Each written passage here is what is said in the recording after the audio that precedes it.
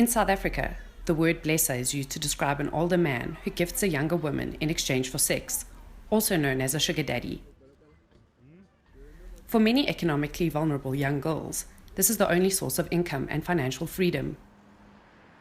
But activists are warning that normalizing the blesser means normalizing a gateway into sexual violence and also trafficking. For us, when the whole blesser issue surfaced, it was more or less more interesting because we had found out that most of these young people are lured, especially through social media. So that is where they are groomed to being lovers of these men. And at the end of it all, it gets to that point where they shower them with whatever that they need, your airtime, your phones, all the fancy things that they need. And once they are then groomed, they find a perfect time to then introduce them to drugs. And once they're introduced to drugs, most of them end up being in drug houses and brothels, and most of them end up disappearing. Once young girls are tricked into trafficking, they go through what Shirley calls the initiation process, where they are kept in a dark room, repeatedly raped and injected with various drugs. That is where then you are told that, remember when you came here, I'm the one who paid your transport, I'm the one who's currently paying for your food, I'm the one who's currently paying for your shelter, so you have to work for it. This payback process is called debt bondage, whereby the girls are forced to pay back the traffickers for drugs through selling their bodies. Griezelda Grootboom is one of the few vocal sex trafficking survivors in South Africa, and she's passionate about the dangers of normalizing the blesser culture. Now, the youngest boy in school is using the word blesser.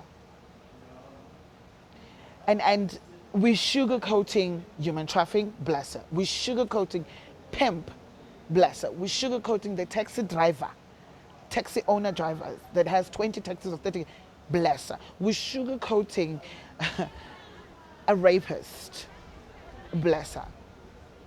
And I'm thinking language in what we say has become such a powerful thing on media.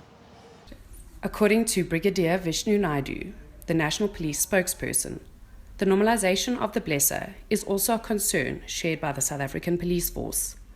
Initially, when there was publicity given around the extent at which the aspect of blessers has spread, people started to use this, the term blesser, as a joke in passage talk, in offices.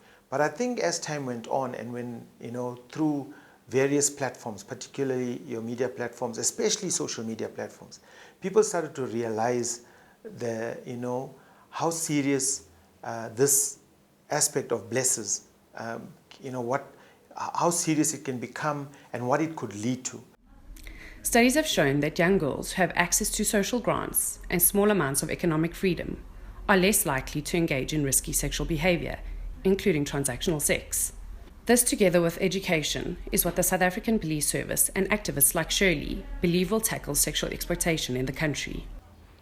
All I can say to most of our young girls is glamour doesn't just come from you having a blesser or you having a sugar daddy or you having that boyfriend that makes you do things that you don't want to do just because you need something. Education is very vital. That is why you need to go to school, educate yourself, because through education there is self-sustainability.